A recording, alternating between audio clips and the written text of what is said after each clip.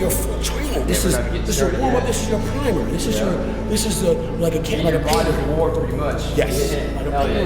Well, before they start to paint, you know, they got to prime their surface first. You know, they got to put the gesso on the canvas. You know what I mean? So that's kind of what this is. Does that make any sense? I got you. That makes total sense. Yeah.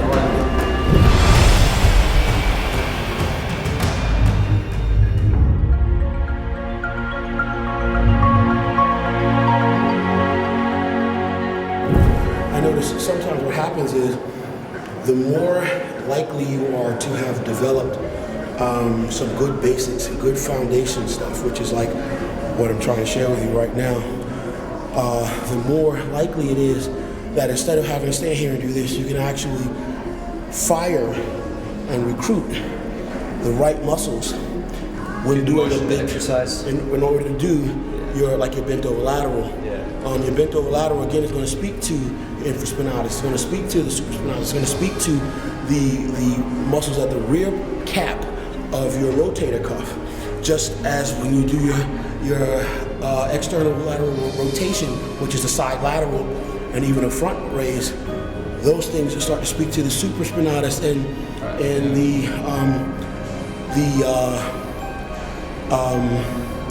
the weaker link in your rotator cuff construction.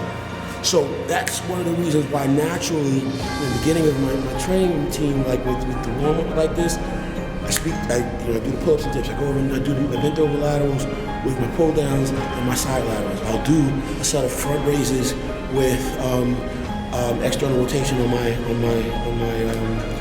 my delts, as well as an upright row. Now, when my warm-up is done, believe it or not, I've done some things that have a positive impact on my shoulder joint. Yeah, you stimulated those areas. So now if I'm going to do arms, if I'm going to do back, if I'm going to do chest, if I'm going to do, you know, I can do that. I can proceed comfortably, knowing that some of the... You're warmed up, ready to go. Yeah, does that make sense? Ready for battle, yeah, I got you.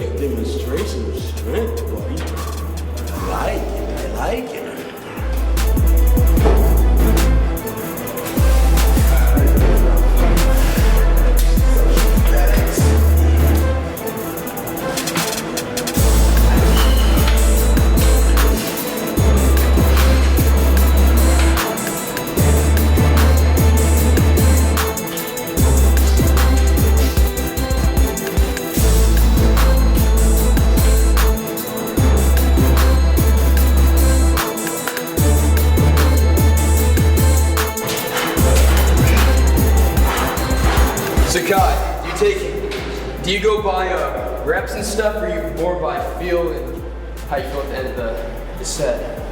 Go with failure, or what's your personal take on that? Actually, for this is a warm-up, so I'm usually going to try to pump blood into opposing muscle groups. Okay. Believe it or not, when we're doing pull-ups, we start talking about back, shoulders, but your biceps and forearms will give out before your back does. Yeah, that's right. You know, so what happens is, long before they even become taxed on the pull-up, these things start working. Yeah. I saw the difference in my physique, my package, at different times at the Olympia. The year before, I remember doing pull-ups and dips very, very regularly. In fact, every day.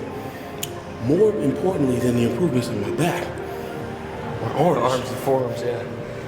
So I realized that even though the standard, the traditional thinking was pull-ups for my back, to address my, you know, the upper part of your shoulder, the benefit, the payoff to me was actually filling out the secondary muscles. The secondary muscles, yeah. So you know what I started doing was, I gotta go back to that.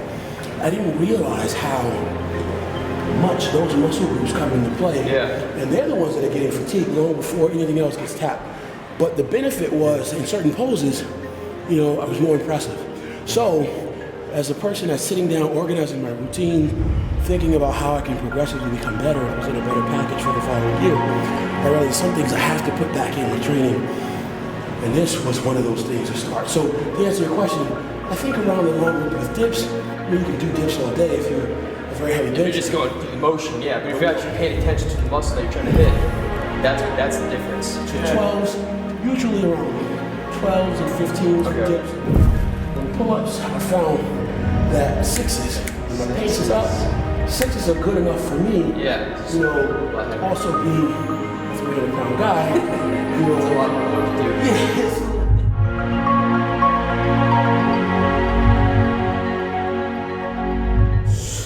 Pull down. So instead of a pronated grip supine, I'm pulling down.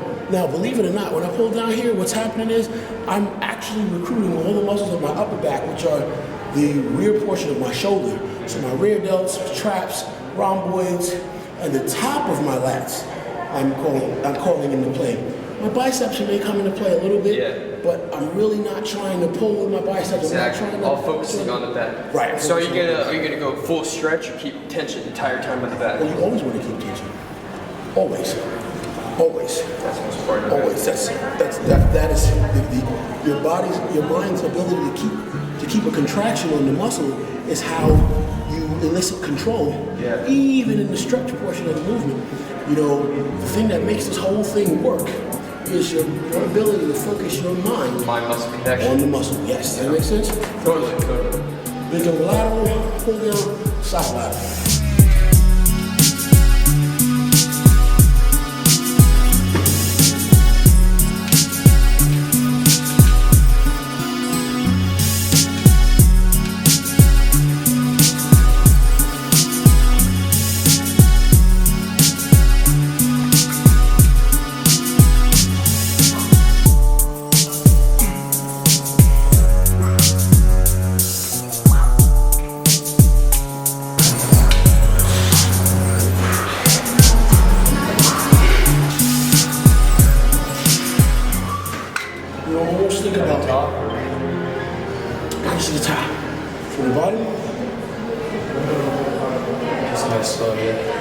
In your mind, you want to start to imagine being able to do that.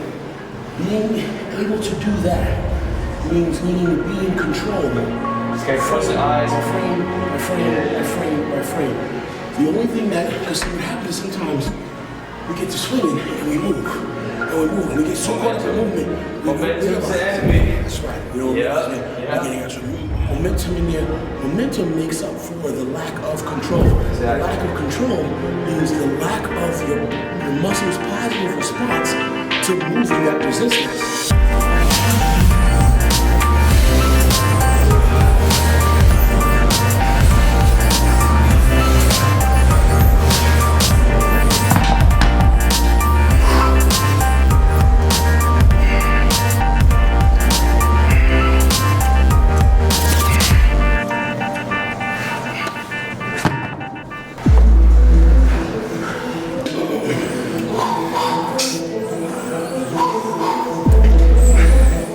So, here we go. We're just gonna take a minute and as you're doing the exercise now, think about squeezing.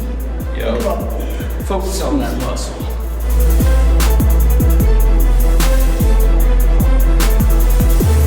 Let's go because I love like videos of a fitness model meets bodybuilding kind of mentality. I think it's really cool. It's like different worlds with the same world.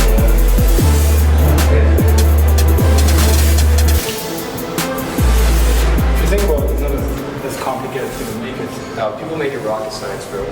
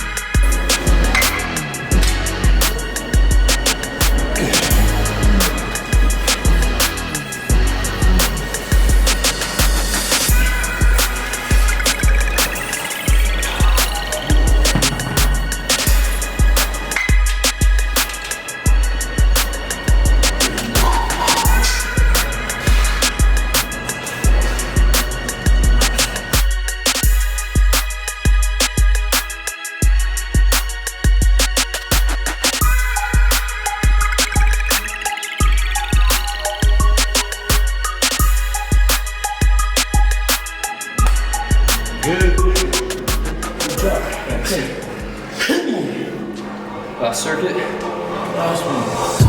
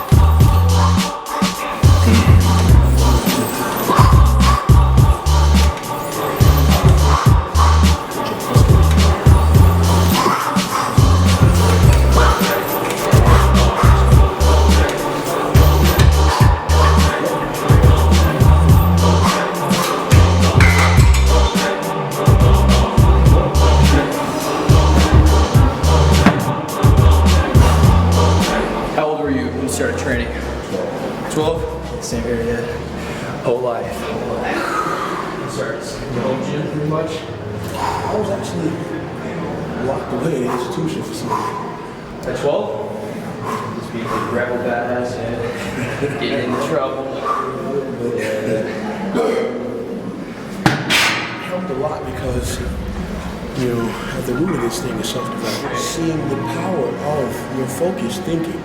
You know, at the root of this whole thing, the thing that makes an arm go from 7 inches to 17 inches, and even 23 inches, you know, is focused concentration.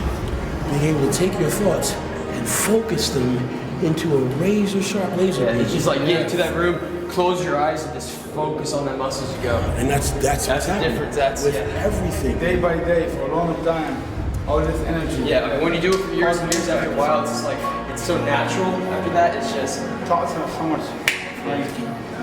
Yeah, cool. Okay, so we're gonna throw these let's put away, it back. and then let's get started.